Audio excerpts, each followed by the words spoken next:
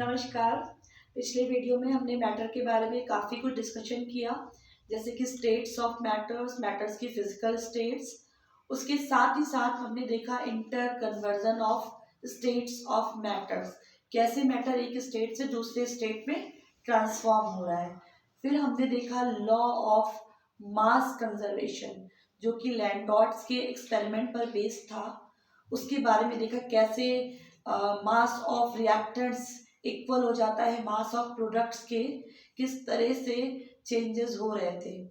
इसी सीरीज में आज हम मैटर के बारे में क्लासिफिकेशन ऑफ चेंजेस पढ़ेंगे कि कैसे मैटर का जो फिजिकल और केमिकल स्टेट में चेंजेस होते हैं वो कैसे होते हैं। तो इससे भी बहुत सारे क्वेश्चंस कवर होंगे, जैसे कि डिफरेंट काइंड्स ऑफ स्टेज दी होंगी, आपको उसमें से टिक करना होगा कि कौन सी जो चेंजेस है वो फिजिकल है या केमिकल है। इस तरह की क्वेश्चंस के बारे में आज हम डिस्कस करेंगे। तो जैसा कि हम सभी जानते हैं that changes are the law of nature, nature में चेंजेस होते रहते हैं। Matter is subjected to change when energy change occurs, means energy is added और रिमूव्ड और इवॉल्व ड्यूरिंग द चेंज। तो हम पढ़ेंगे classification of matter. Classification of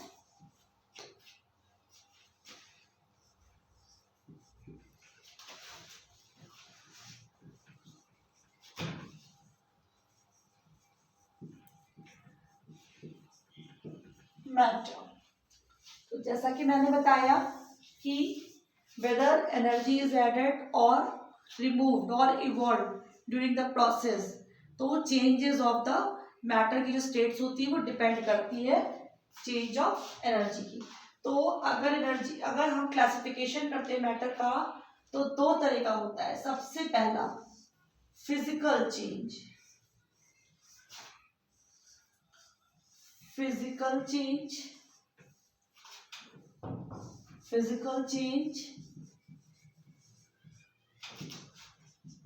और सेकेंड होता है केमिकल चेंज, केमिकल चेंज। अब देखिए फिजिकल चेंज, जैसा कि लग रहा है कि फिजिकली चेंज होगा, कुछ भी इंटरनली नहीं, फिजिकली अपीयरेंस जैसे होती है उसी तरीके से।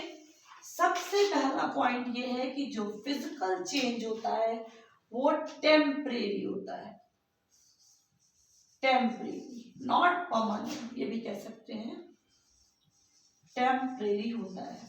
फिजिकल जो चेंजेस हैं they are temporary, they are not permanent.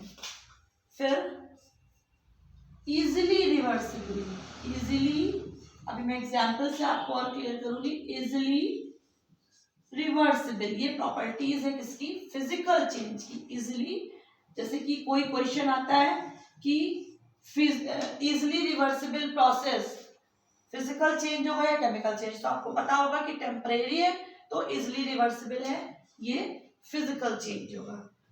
Then temporary process है, इजिली रिवर्सिबल है, और इसमें क्या होता है, जो कॉम्पोजिशन है, कॉम्पोजिशन ऑफ द सब्सटेंसेस जो है वो ऑल्टर नहीं होती है। यानी कि जब स्टार्टिंग में चेंज स्टार्ट होगा और चेंजेस के बाद भी जो प्रोडक्ट्स हैं, जो भी रिएक्टेंट्स हैं, जो भी सब्सटेंस है, उसकी स्टेट चेंज नहीं होती, कॉम्पोजिशन चेंज नहीं होता है। तो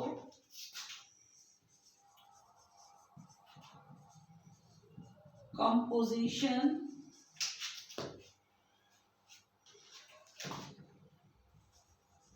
एंड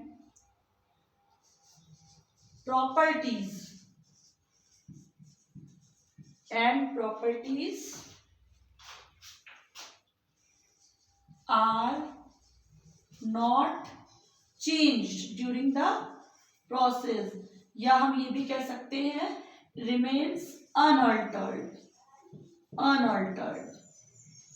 या फिर हम कह सकते हैं remains unaltered and no new substance is formed. No new substance is form, यानी कि टेम्परेरी हो रहा है, इसमें कोई भी नया सब्सटेंस नहीं बनता है, रिवर्स होके वही सब्सटेंस फॉर्म हो जाता है. No new substance is formed. फिर से देख लीजिए, बात कर रहे हैं केमिकल फिजिकल चेंज की, तो इट इज टेम्परेरी. टेम्परेरी होता है, इजिली रिवर्सिबल. इजिली रिवर्सिबल होता है. Composition and properties are not change, means remain unaltered, remains unaltered. No new substance is formed. अब देखते हैं केमिकल चेंज में, शॉर्ट में देख रहे हैं, डिटेल में दोनों चेंजेस के हम डिफरेंसेस पढ़ेंगे, एग्जाम्पल्स पढ़ेंगे और प्रोसेस पढ़ेंगे. टेम्परेरी है तो इसका जस्ट अपोजिट की केमिकल चेंज हो रहा है, यानी कि उसका जो केमिकल स्ट्रक्चर है वही चेंज हो रहा है, तो इट विल बी परमानेंट. ये परमानेंट होगा, स्थायी होगा. Easily reversible because it is physical change. It will not be easily reversible. तो नॉट इजिली रिवर्सिबल. कौन सा? Chemical change. अब देखिए, composition and properties are not changed, unaltered, but in chemical change, chemically changes are being placed, so what will happen कि composition and properties will be changed and the properties will be altered. तो compositions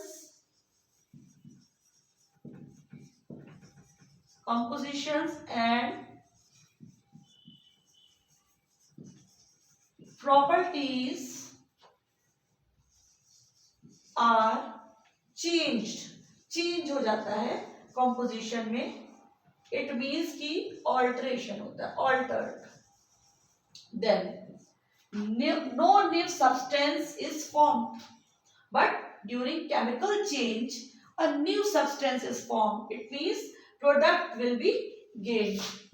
new substance is form. New substance is form. तो बहुत ही simply मैंने difference आपको clear किया है. इस कॉन्सेप्ट को माइंड में रखिए.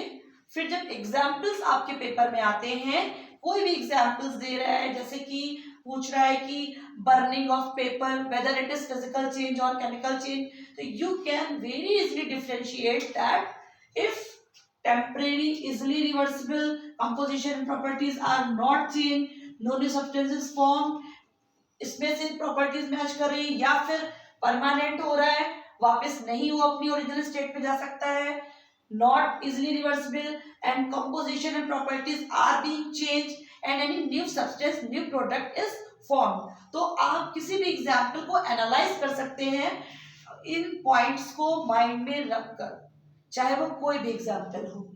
तो इस तरह से हमने सिंपल जो है एक डिफरेंस देख लिया है कि फिजिकल चेंज टेम्परेरी है, केमिकल चेंज परमानेंट है. इजिली रिवर्सिबल है physical change, but chemical change not easily reversible. Physical change composition and properties are not changed. During the physical change, composition and properties are not changed, but on other hand, in chemical change, composition and properties are changed, means altered. No new substance is formed, but here new substances are formed, new product is gained. So this is the simple difference between the physical and chemical change. अब हम आज पहले physical change के बारे में ही बात करेंगे, फिर नेक्स्ट सीरीज में केमिकल चेंजेस हम डिटेल में पढ़ेंगे. तो ये प्रॉपर्टीज आप समझ पा रहे हैं फिजिकल चेंजेस की. आप देखिए, जैसे कि हमने लास्ट वीडियो में डिस्कस किए थे, बहुत सारे प्रोसेस थे ट्रांसफॉर्मेशन के. आइस, ठीक है. आइस में जब मेल्टिंग हुई, आइस में जब मेल्टिंग हुई तो क्या मिला था प्रोडक्ट हमें? वाटर मिला था. What is melting? Conversion of solid form into liquid form. Water में जब हीटिंग किया, ठीक है, या वेपोराइजेशन हुआ, वेपोराइजेशन हुआ, देन क्या हुआ? वाटर वेपर्स फॉर्म हो गई, वाटर वेपर्स फॉर्म हो गई. वाटर वेपर्स जो फॉर्म हुई उसके बाद इसमें फिर से कूलिंग हुई या कंडेंसेशन हुआ,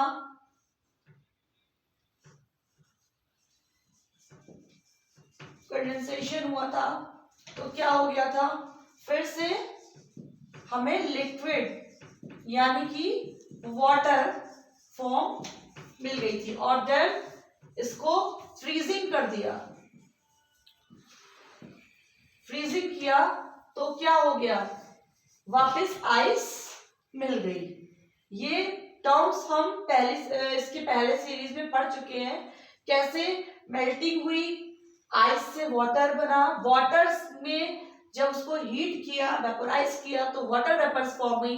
वाटर वेपर्स को कूलिंग फॉर्म करके फिर से लिक्विड यानी वाटर मिला और वाटर को फ्रीजिंग, थ्रू फ्रीजिंग क्या हुआ कि फिर से हमें आइस मिल गई. तो आप देखिए easily reversible, here it is easily reversible कि आइस से वापस आइस तक हम आ पाए. एंड कंपोजिशन एंड प्रॉपर्टीज यानी कि आइस थी तो आइस ही हुई, इसमें कोई भी इसके कॉम्पोजिशन में, इसके केमिकल स्ट्रक्चर में कोई भी चेंजेस नहीं हुए एंड कोई भी न्यू सब्सटेंस नहीं मिला. जहां से चले थे हम वहीं पर आ गए. तो ये एक सिंपल सा फिनोमेना है जिसके थ्रू हम समझ सकते हैं कि फिजिकल चेंज का कॉन्सेप्ट क्या होता है. अब और भी कई एग्जांपल्स एग्जाम में आते हैं, ऑप्शन में भी आते हैं कि किस तरीके से हम फिजिकल चेंजेस के एग्जांपल्स देख पाते हैं. जैसे आपने तो देख लिया कि ice to water and water to ice, ये तो आप देख लिए. इसके अलावा क्या है? Melting of wax, melting of wax, it is a example of physical change, melting of wax. Then जो रेन साइकिल हमारा वर्षा चक्र है उसमें भी आप देखते हैं कि पॉन्ड्स, लेक, रिवर्स, उसमें क्या होता है? जब टेम्परेचर बढ़ता है, हीट इफेक्ट होता है तो जो वाटर है सरफेस से क्या होता है? इवोपरेट होता है, इवोपरेट होता है और जाकर ऊपर जाकर क्या होता है? उसमें कंडेंसेशन, क्लाउड्स फॉर्म हो जाते हैं. क्लाउड्स फॉर्म होते हैं फिर वहां से फिर वो रेन के फॉर्म में आते हैं सरफेस तक, ग्राउंड तक. तो एक प्रोसेस होता है कि वाटर क्लाउड फॉर्म में ऊपर कलेक्ट होता है और वापस रिवर्स होकर आ जाता है. इसमें भी सारे प्रोसेस फॉलो होते हैं, कंडेंसेशन, इवापोरेशन, लिक्विफिकेशन, ये सारे प्रोसेस हम पढ़ चुके हैं. तो rain cycle is also example of physical change. Then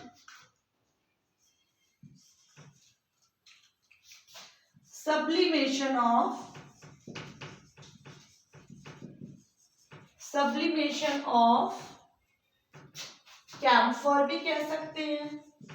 और भी चीजों का सब्लिमेशन होता है जैसे कि नैप्थलीन का भी सब्लिमेशन होता है.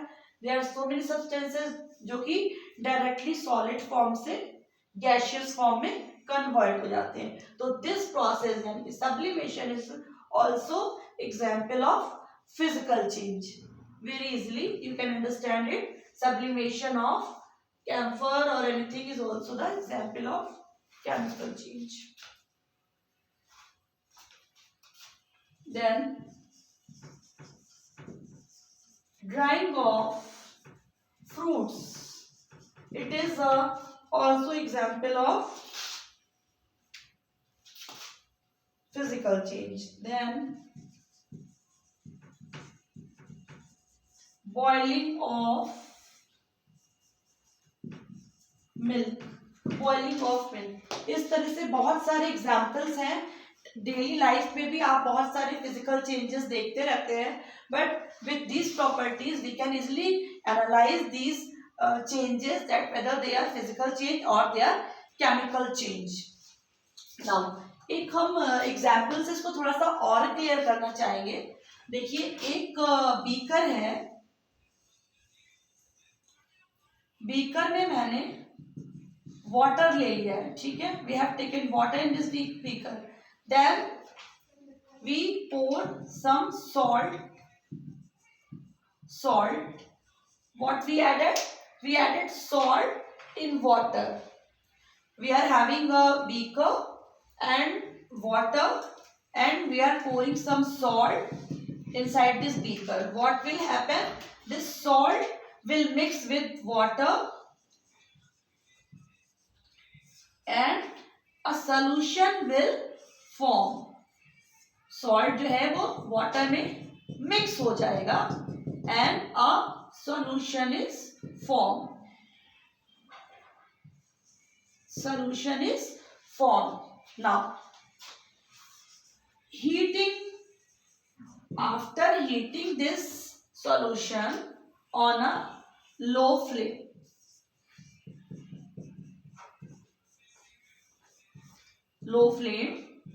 what will happen? Evaporation will take place. Evaporation will take place. When we will add heat in this solution, what will happen? Evaporation process will take place. During this evaporation process, and as a result of this mechanism, what will happen? All the water will be evaporated. यानी कि जो water है वो heating से क्या होगा? Evaporation के through water vapors के form में चला जाएगा और यहाँ पर बचेगा क्या? Salt. यानी कि again salt and water will be segregated from each other. So the products are same. Means we started with salt and water, and at the end of the process we are again gaining salt and water will be vaporized. So here you can see that all these changes in this example, they are temporary changes and easily reversible, because we started with these substances and at the end of the process we are gaining the same substances. Again, composition and properties, because it was salt and it is also salt, water and water. So composition and properties are unaltered, means there is no change in the substance. Substance will be remain same and no new substance is formed. Where the new substance is formed? There is no new substance is formed. It means this process of heating this solution of salt and water, and at the end of the process we are again gaining salt and water is segregated. It means it is the example of what? Physical change. So in this way, in this video बहुत ही clearly हमने देख पाया कि कैसे physical change होता है और किस तरह से हम इसको स्टेप बाय स्टेप क्लियर कर पा रहे हैं इन डेली एग्जाम्पल्स में. इस तरीके से अभी ये जो टॉपिक्स धीरे धीरे क्लियर होंगे, इसके बाद हम क्वेश्चंस बैंक लेकर आएंगे इन पर बेस्ड ऑन. जैसे अभी मैटर चल रहा है हमारा, तो मैटर में हमने जो भी स्टार्टिंग से पढ़ा है उसके जो कॉन्सेप्ट बेस्ड जो आपके कॉम्पिटिशन में क्वेश्चंस पूछे जाते हैं उनकी हम सीरीज भी लेके आएंगे. प्रैक्टिस भी हम इसी क्लास में कराएंगे, जिससे कि आप कॉन्सेप्ट बिल्डिंग के साथ साथ आप क्वेश्चंस भी कर पाए और साथ ही साथ उन सारे कॉम्पिटिशन्स को बीट कर पाए. और नेक्स्ट वीडियो में हम इस केमिकल चेंजेस को डिटेल में पढ़ेंगे. फिर जब हमारे टॉपिक्स कंप्लीट होते जाएंगे फिर हम उसके क्वेश्चन सेट सॉल्व करते रहेंगे. और आप हमारे वीडियोस को लाइक करिए, सब्सक्राइब करिए, व्यूज बढ़ाइए. कैलिबर रट्टा फिर आपके लिए और अच्छे नए वीडियोस लेकर आएगा. Thank you.